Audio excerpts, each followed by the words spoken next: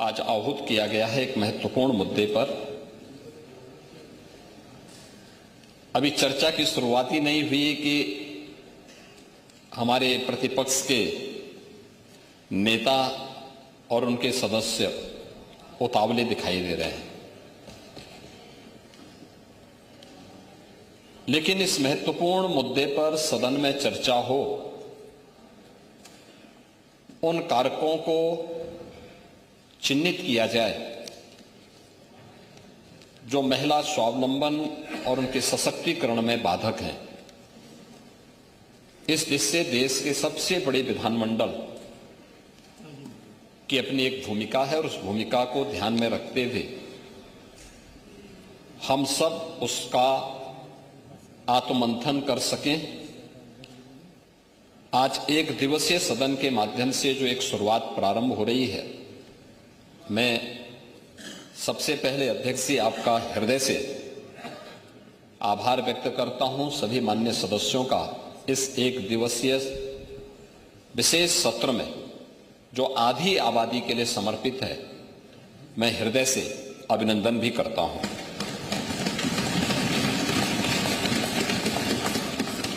महोदय, मुख्य रूप से जो आपका विषय है वह हमें समग्रता के साथ अगर हम देखेंगे तो यह वहां से प्रारंभ होता है जब 2023 में केंद्र सरकार ने नारी शक्ति वंदन अधिनियम का एक महत्वपूर्ण प्रस्ताव पारित करते हुए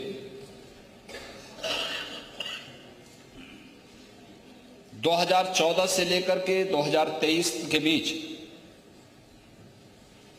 नारी सुरक्षा, नारी सम्मान और नारी स्वावलंबन के लिए प्रधानमंत्री मोदी जी के नेतृत्व में देश भर में आधी आबादी के लिए जो कार्य हुए हैं,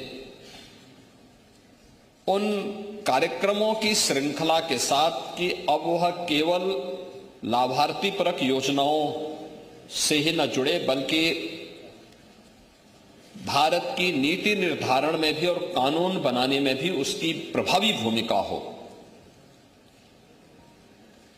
कुल मिलाकर के अगर आप देखेंगे, आज भी भारत की संसद में अब तक की सबसे बड़ी संख्या 15% महिलाएं हैं भारत की संसद में पहुंच पाई हैं।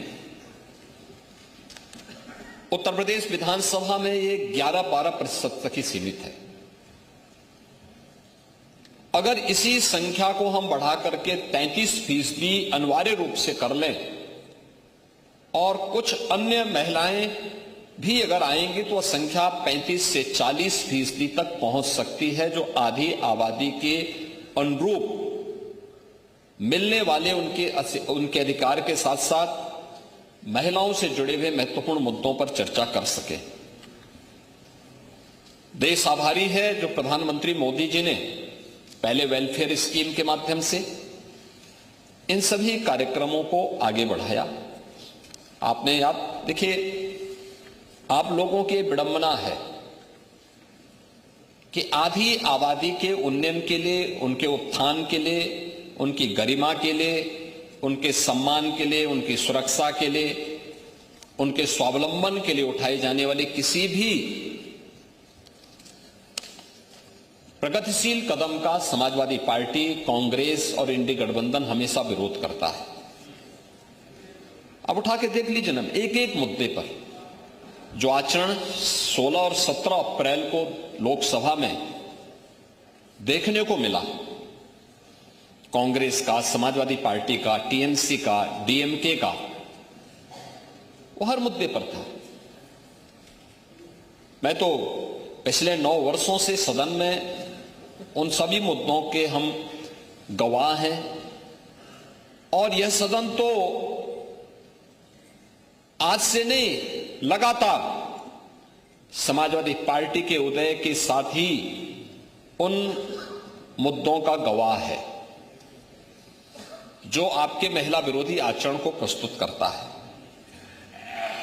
जब 2014 में प्रधानमंत्री मोदी जी ने नारी गरिमा को प्रभावी ढंग से आगे बढ़ाने के लिए जो कदम उस समय उठाए थे, और सबसे पहला अभियान चला था जनधन स्कीम का।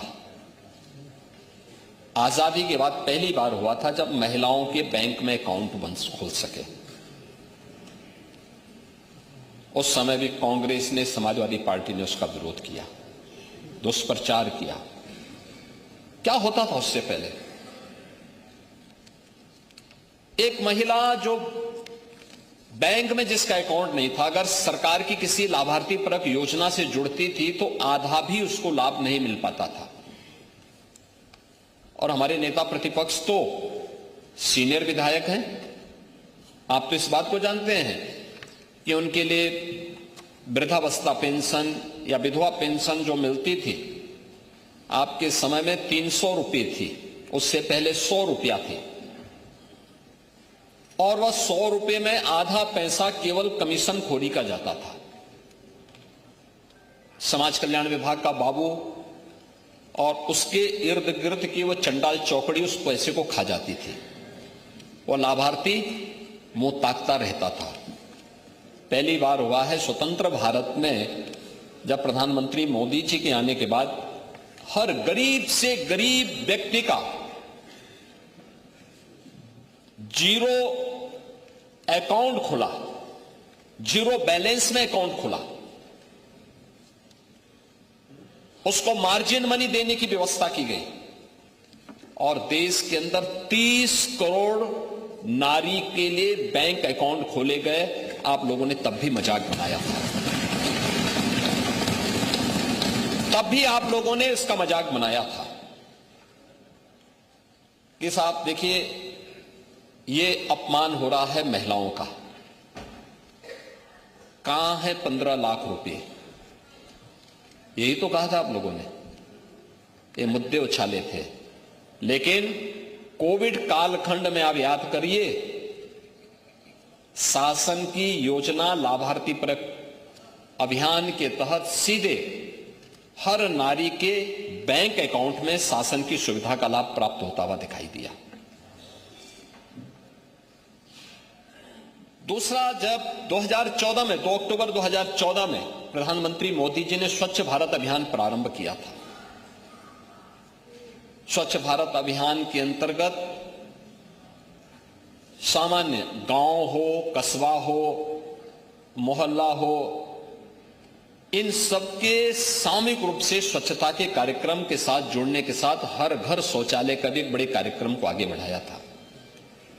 समाजवादी पार्टी ने तब भी विरोध किया था। याद करिए, उत्तर प्रदेश में बनने थे 2 करोड़ 61 लाख शौचालय। पहले 2.5 वर्ष में समाजवादी पार्टी की सरकार के समय 40 से 41 लाख शौचालय ही बन पाए थे, पहले 2.5 वर्ष में। और 2017 में जब डबल इंजन की एनडीए की सरकार यूपी में आई, हम लोगों ने अगले 1.5 वर्ष के अंदर 2 करोड़ से अधिक शौचालय बनाए थे प्रदेश में। 2 करोड़ से अधिक शौचालय। देश भर में 12 करोड़ शौचालय बने। आप लोग तब भी मजाक बनाते थे, तब भी हंसते थे कि शौचालय से क्या होगा।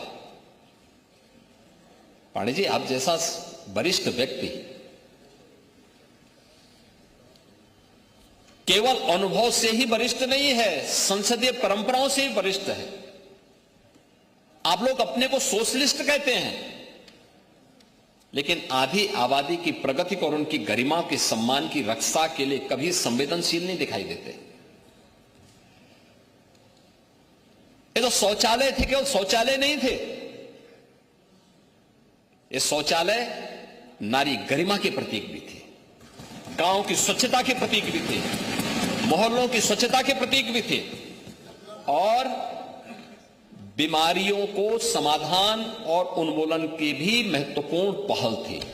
इंसेफ्लाइटिस की बीमारी आपके जनपद में तो सर्वाधिक होती थी, आप लोग कुछ नहीं कर पाए। और मैं कह सकता हूं, डबल इंजन की बीजेपी की सरकार आई, एनडीए की सरकार आई, आज इंसेफ्लाइटिस से कोई मौत उत्तर प्रदेश के अंदर नहीं होती है। ये हमने उन मासूम बच्चों को ही बचाया है। नारी गरिमा की रक्षा भी हुई, नहीं तो होता क्या था, होता क्या था फिर? गांव में आप पैदल नहीं चल सकते थे, महिलाएं बीमार होती थी, शाम के समय सड़कों पर महिलाएं जहां तहां शौच के लिए बैठी रहती थी और समाजवादी पार्टी के सोहदे वहां जाकर के छीटाकशी करते थे। ये दृश्य होता था, ये दृश्य था। लेकिन आधी आबादी की गरिमा की रक्षा करने के साथ साथ उनके स्वास्थ्य के लिए और भावी पीढ़ी के भविष्य को उज्जवल बनाने के लिए, उनकी सुरक्षा के लिए प्रधानमंत्री मोदी जी ने स्वच्छ भारत अभियान के माध्यम से वो व्यवस्था दिलाई। हर घर, पंडित जी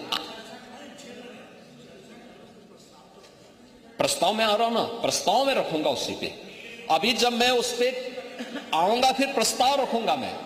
अभी उसकी भूमिका तैयार कर रहे हैं जिसका आप विरोध कर रहे थे, जिसका आप विरोध कर रहे हैं उसी की मैं भूमिका तैयार कर रहा हूं।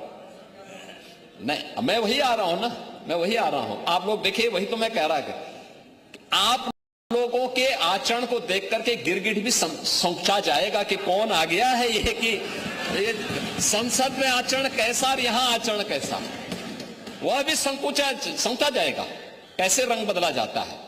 यानी दिल्ली से लखनऊ पहुंचते पहुंचते जब आधी आबादी के आक्रोश को झेलना पड़ रहा है, अब यहां पर रंग बदल गए।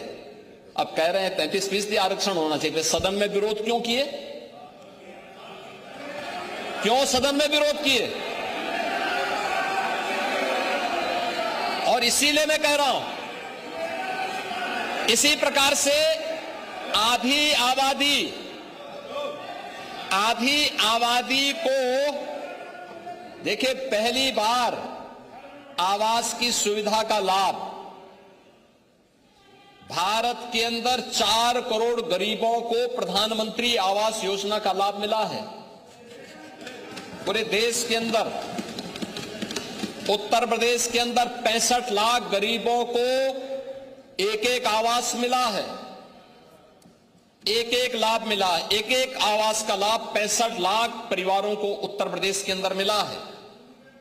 और 65 लाख परिवारों को अगर आप देखें प्रधानमंत्री आवास योजना के पहले 1.5 वर्ष में, यानी समाजवादी पार्टी की 2.5 वर्ष तक सरकार थी, 2.5 वर्ष में प्रधानमंत्री आवास योजना में एक भी आवास आप नहीं बना पाए, बल्कि भारत सरकार के प्रस्ताव का विरोध करते रहे।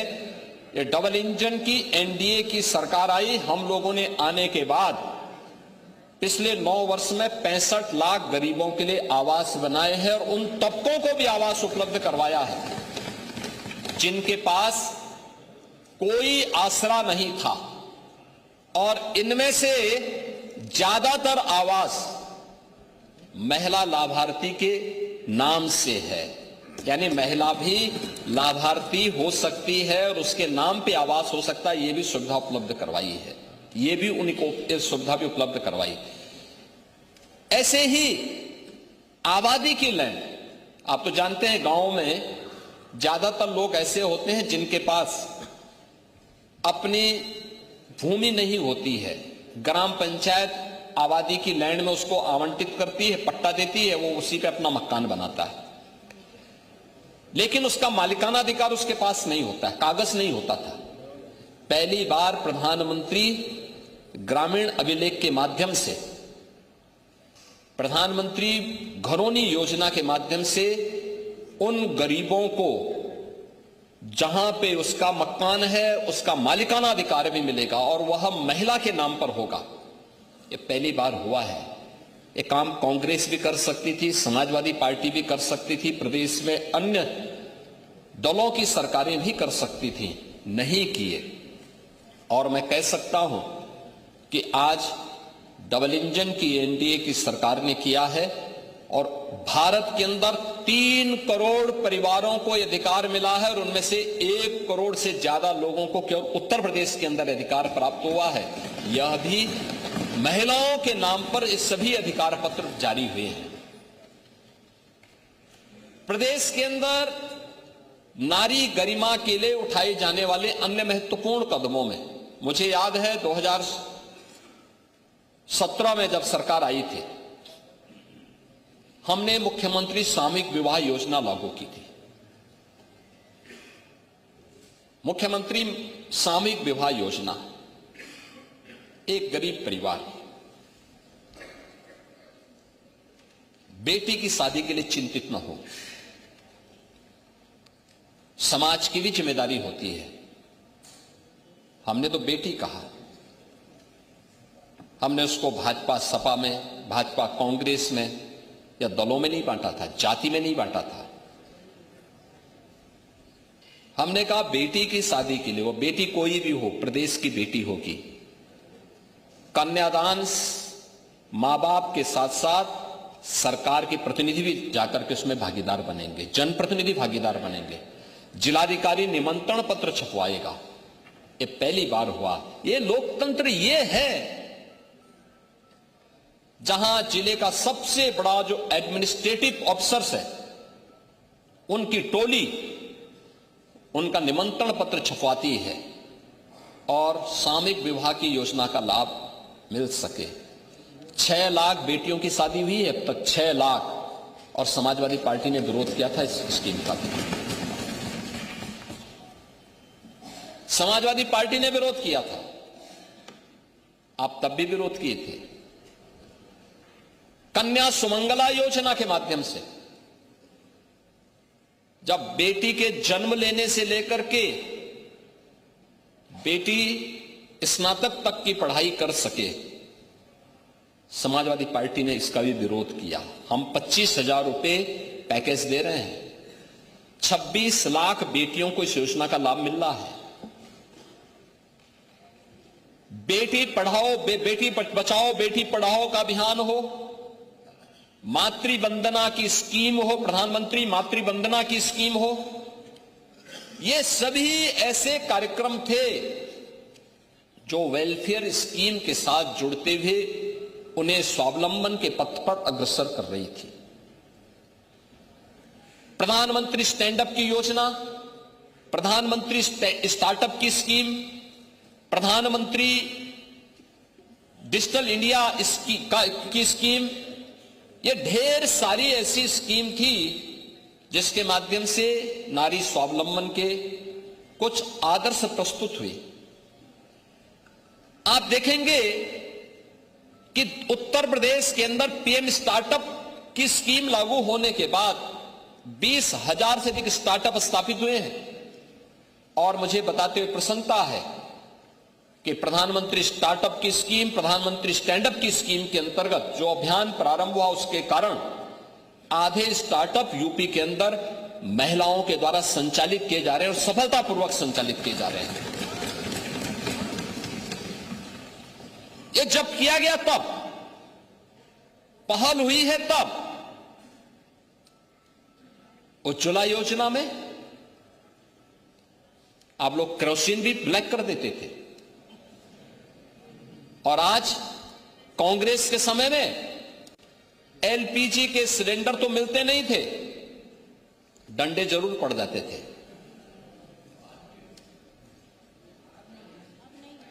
पांडे जी, आप सच्चाई स्वीकार कर, कम से कम इस उम्र में तो सच्चाई स्वीकार कर लेना चाहिए। उम्र का ध्यान रखें।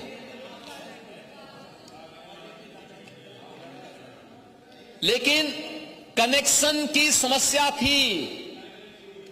बेटी की शादी है, किसी परिवार को इच्छा होती थी कि बेटी को मैं एक सिलेंडर दूं, कांग्रेस की सरकार नहीं देने देती थी, समाजवादी पार्टी डंडा मारती थी, और बाकी तो जो होना था सब होता था। आप देखे होंगे देश के अंदर 10 करोड़ महिलाओं को एलपीजी के फ्री में कनेक्शन उपलब्ध करवाए गए। 10 करोड़, जो कांग्रेस की सरकार में 25,000 से लेकर 50,000 में ब्लैक होते थे। इंडी गठबंधन की सरकार में यूपीए की सरकार थी, उसी का नया रूप इन्होंने गिरगिट की तरह जो रंग बदलते हैं ना, यूपीए से जब देखा कि अब यूपीए से काम नहीं चलेगा तो उसको इंडी गठबंधन कर दिया। इंडी गठबंधन की सरकार उस समय जो यूपीए के नाम पर थी, उस समय 25,000 से लेके 50,000 में बिकता था और फ्री में मोदी जी ने 10 करोड़ महिलाओं को रसोई गैस के सिलेंडर उपलब्ध करवाए। देश के अंदर 50 करोड़ महिलाओं को 5 लाख रुपए का आयुष्मान भारत की सुविधा का लाभ भी मोदी जी ने दिया और 80 करोड़ लोग फ्री में राशन की सुविधा का लाभ प्राप्त कर रहे हैं। यह वेलफेयर की वे स्कीम है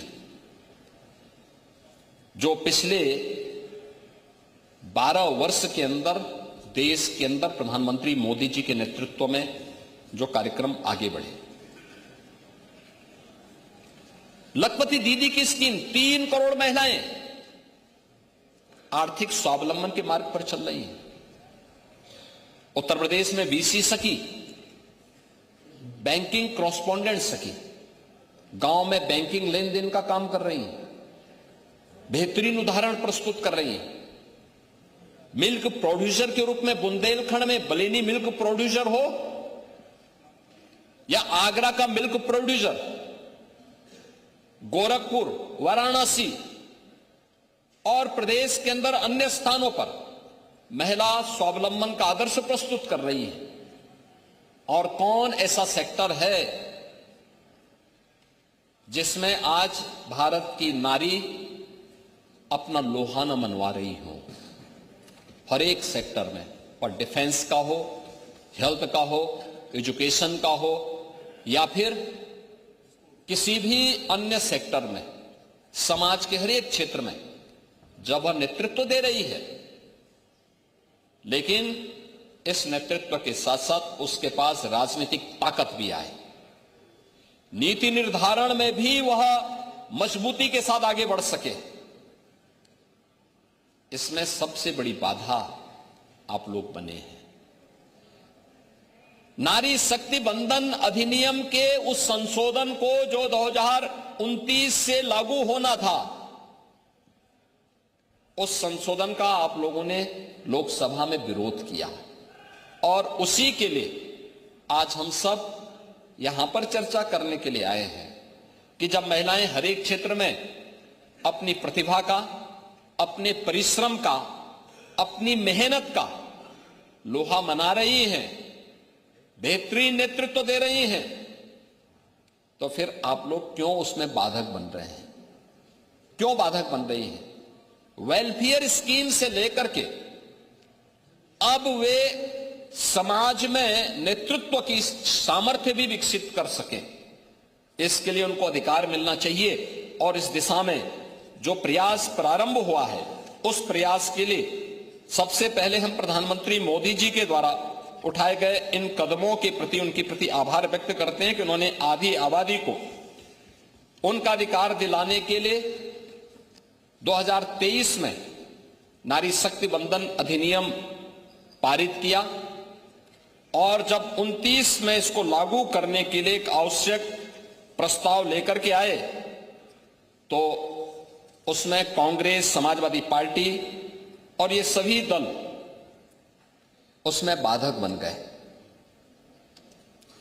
क्योंकि मैंने पहले भी कहा कि आप सबका चेहरा तो बोलने के कुछ और है, दिखाने के कुछ और है। आप लोग यही सब करते रहे हैं, अनावश्यक मुद्दे से उसको नैरेटिव को बदलने का प्रयास करते हैं, लेकिन प्रदेश ही नहीं देश आपकी इस हरकत को जानता है, एक एक कारनामों को जानता है। और खासतौर पर जब मैं समाजवादी पार्टी की बात करता हूं, 1995 की घटना भी सबको याद है, जब प्रदेश की पहली दलित मुख्यमंत्री के साथ स्टेट गेस्ट हाउस कांड हुआ था।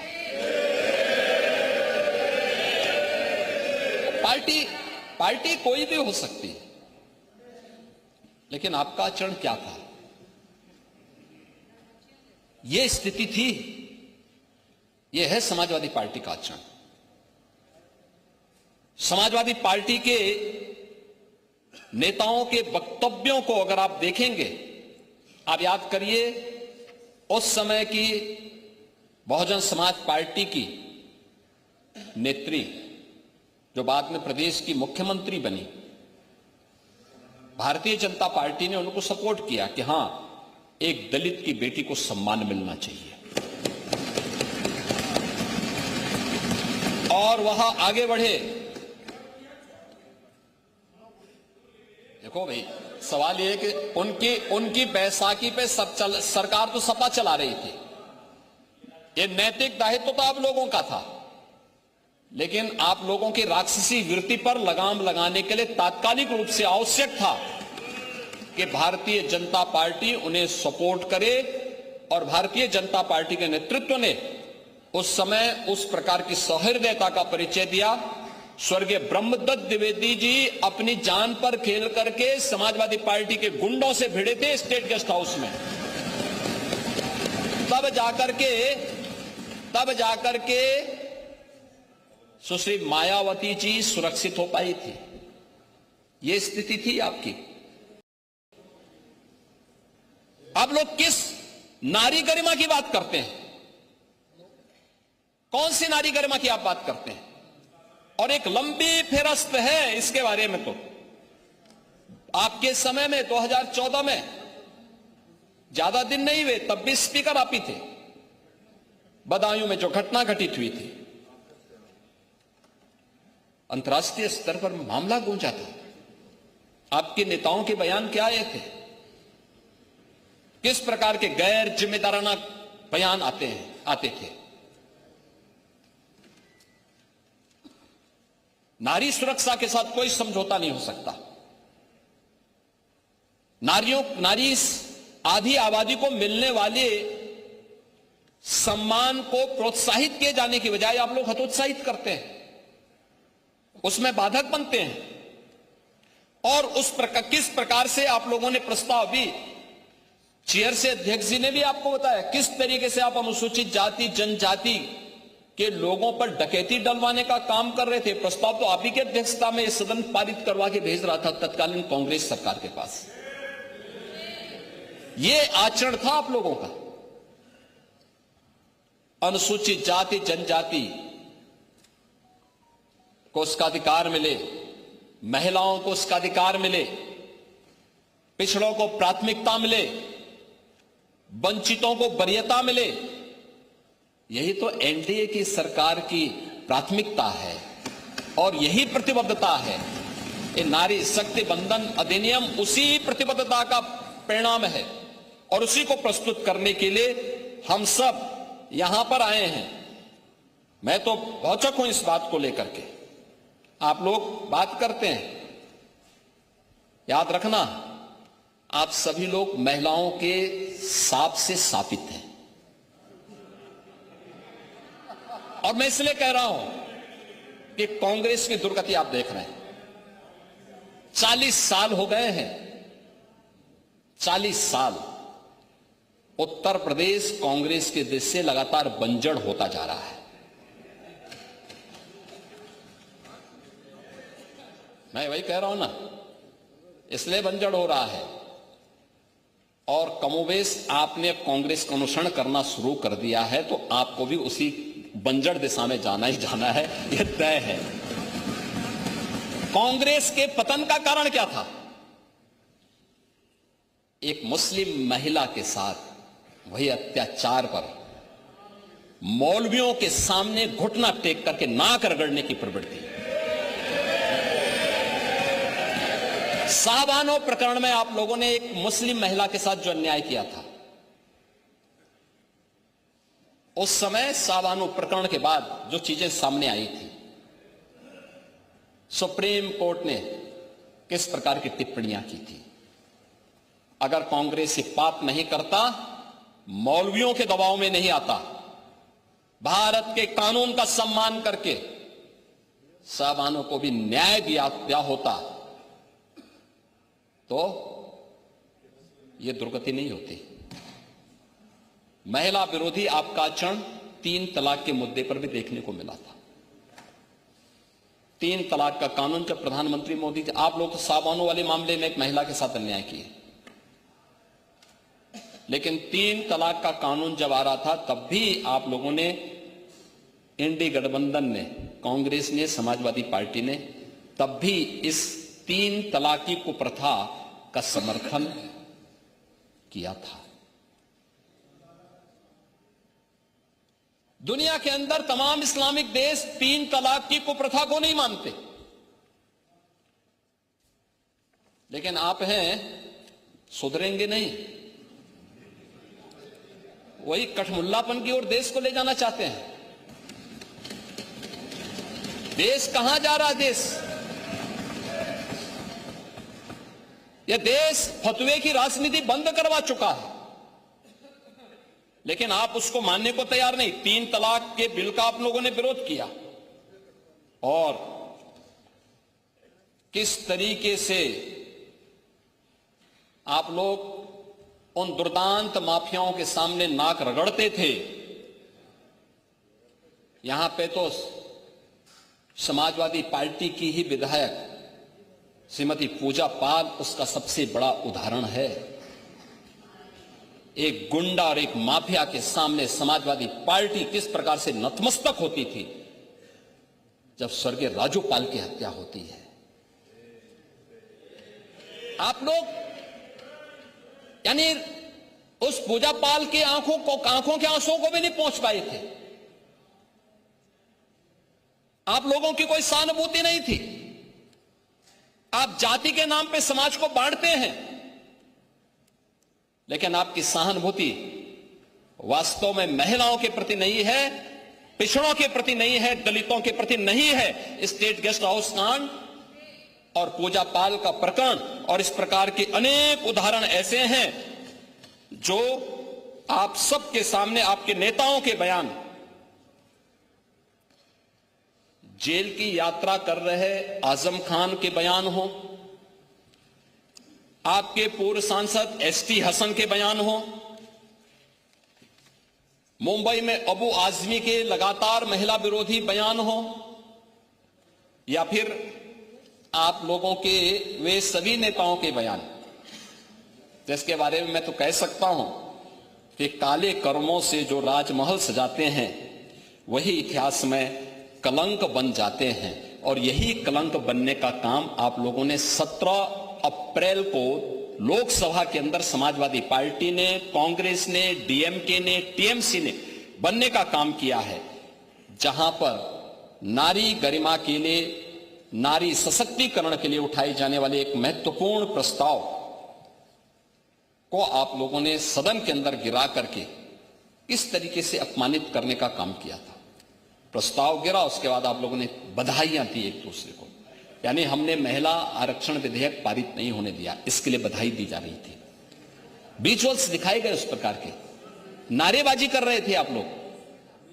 ये आचरण था आप लोगों का, और इसीलिए मैं उसी बात को लेकर कहता हूं कि जो आप लोगों का आचरण है, उस आचरण के खिलाफ आज पूरा सदन ही नहीं, पूरा देश आहत है। और उसी आहत की श्रृंखला में आज हम सब यहां पर इस सदन में उस चर्चा को आगे बढ़ाने के लिए आप यहां पर आए हैं। एक फिरस्त कुछ और आप लोगों के उन बयानों की ओर भी मैं ध्यान दिलाना जरूर चाहूंगा, जो समय समय पर आप लोग बोलते रहे हैं और किस तरीके के बयान आप लोगों के रहे हैं। ये वास्तव में आप लोग नारी गरिमा की बात करते हैं। देखिए, बदायूं में मई 2014 में 14 और 15 वर्ष की 2 बालिकाओं के साथ चचेरी बहनें थी। खेतिहर मजदूर की बेटी थी। शौचालय की सुविधा गांव में नहीं, घर के पास नहीं थी, और उन बेटियों के साथ किस प्रकार की घटनाएं घटित हुई थी। और उन सभी उसको लेकर के दुनिया ने उस मुद्दे को उस समय उठाया था। और उस समय आप लोगों ने किस प्रकार की बुलंदशहर के मामले में, बुलंदशहर में जुलाई 2016 में बुलंदशहर के राजमार्ग पर जो सामूहिक बलात्कार की घटना घटित हुई थी, उस समय भी आपके नेताओं के बयान क्या आए थे। तत्कालीन आपके कैबिनेट मंत्री आजम खान ने क्या कहा था ये तो एक राजनीतिक साजिश है और यह सरकार को बदनाम करने के लिए की जा रही एक हरकत है। ये आपके मंत्रीगण बोलते थे, तब आप स्पीकर की चेयर पे पांडे जी आप बैठते थे। चिन्हट में जून 13 में एक 5 वर्ष की बालिका के साथ जो घटना घटित हुई थी, उस समय भी जनता में भारी आक्रोश था। सुल्तानपुर में फरवरी 17 में जो घटना घटित हुई थी और एक महिला ने 13 में समाजवादी पार्टी के एक विधायक पर सामूहिक बलात्कार का आरोप लगाया था। आरोप था कि विधायक ने अपने सहयोगियों के साथ मिलकर महिला के साथ दुष्कर्म किया है। महिला ने उस समय पुलिस में एफआईआर दर्ज कराई, लेकिन राजनीतिक दबाव में उसको न्याय नहीं मिल पाया और फरवरी 17 में उस महिला की हत्या कर दी जाती है। ये घटनाएं आपके समय में लगातार घटित होती थी। ऐसे लखनऊ के मोहनलालगंज में जुलाई 14 में, हापुड़ में 2013 में एसिड अटैक की घटनाएं, ढेर सारी ऐसी घटनाएं हैं जिसका जवाब हमारे सहयोगी यहां पर समय समय पर आपको उपलब्ध करवाएंगे और उन सभी बातों को देंगे। मान्यवर, मैं आज के अवसर पर इस जरूर बोलना चाहूंगा कि ये जितनी भी घटनाएं घटित हुई हैं, ये महिला संबंधी अपराध रोकने के लिए जो सबसे महत्वपूर्ण पहल होनी चाहिए वह उनके सशक्तिकरण की होनी चाहिए और सशक्तिकरण में हर एक स्तर पर उन्हें सशक्त करने की दिशा के लिए जो कदम बढ़ाए जाने चाहिए। और आज उसी का परिणाम है कि पिछले 9 वर्ष के अंदर प्रदेश के अंदर डबल इंजन की एनडीए की सरकार ने जो कदम बढ़ाए हैं उसके परिणाम सामने आए हैं। प्रदेश में तो हर व्यक्ति जानता है 17 के पहले क्या स्थिति थी, और मैं तो पहले भी बोलता हूं, नारा ही चल गया था यूपी में। तो देख सपाई बिटिया घबराई। अब ये मैं थोड़े बोलता हूं, पब्लिक बोलती थी। क्या ये सच नहीं था कि मध्य यूपी और पश्चिमी यूपी के अंदर कोई भी सजग अभिभावक अपनी बेटी को पढ़ने के लिए तो दूर छात्रावास में भेजता था या रिश्तेदारी के पास यूपी के पास बाहर भेजता था, यूपी के अंदर नहीं पढ़ा पाता था, नहीं हो पाता था। प्लान की घटनाएं क्या संकेत करती थी? ये यूपी के अंदर की अराजकता को, 17 के पहले की अराजकता को बताता था।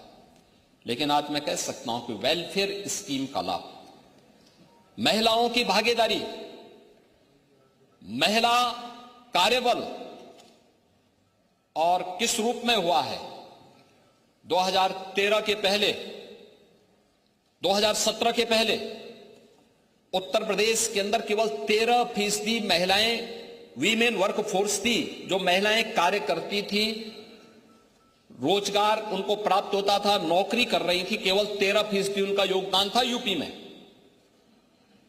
और पिछले 9 वर्ष के अंदर एक सतत प्रयास, सुरक्षा का माहौल प्रदान करने का परिणाम क्या है? आज 13% से बढ़कर के 36% से ऊपर हुआ है महिलाओं की भागीदारी प्रदेश के विकास में, 36% हुई है। यानी ये दिखाता है कि हां, उनकी सशक्तिकरण के परिणाम सामने आए हैं और महिला वीमेन वर्क फोर्स आज 36% होने का परिणाम क्या है? इसी का परिणाम है कि उत्तर प्रदेश की अर्थव्यवस्था भी 3 गुना बढ़ी है, 3 गुना।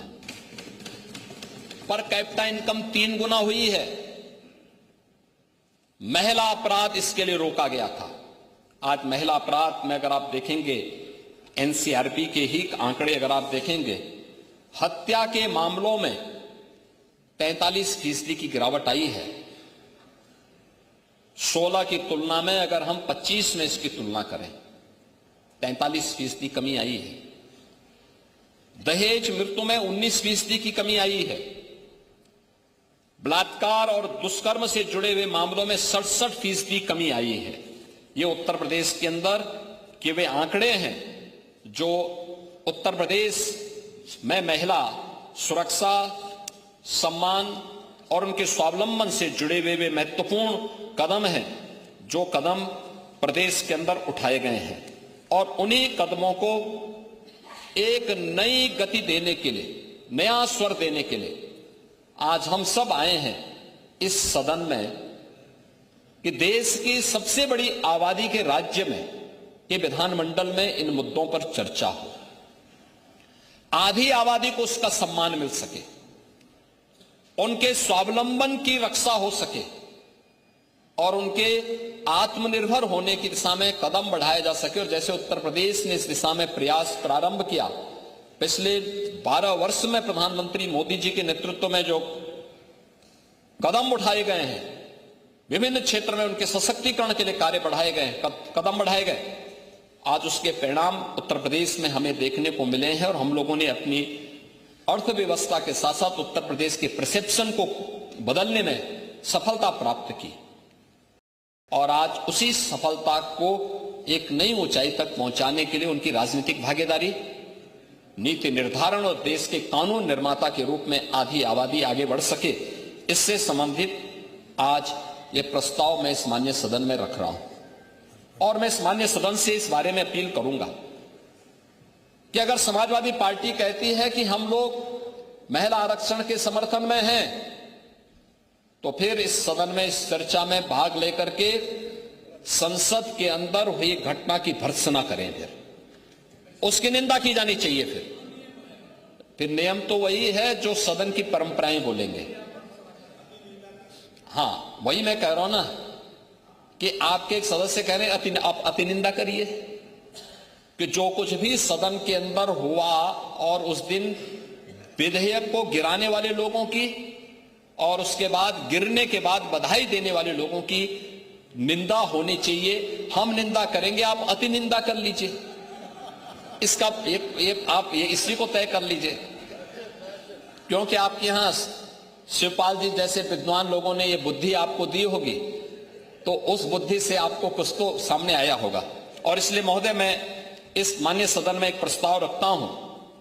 यह सदन प्रस्ताव करता है कि भारत का संविधान में लैंगिक समानता की अवधारणा प्रावधानित है।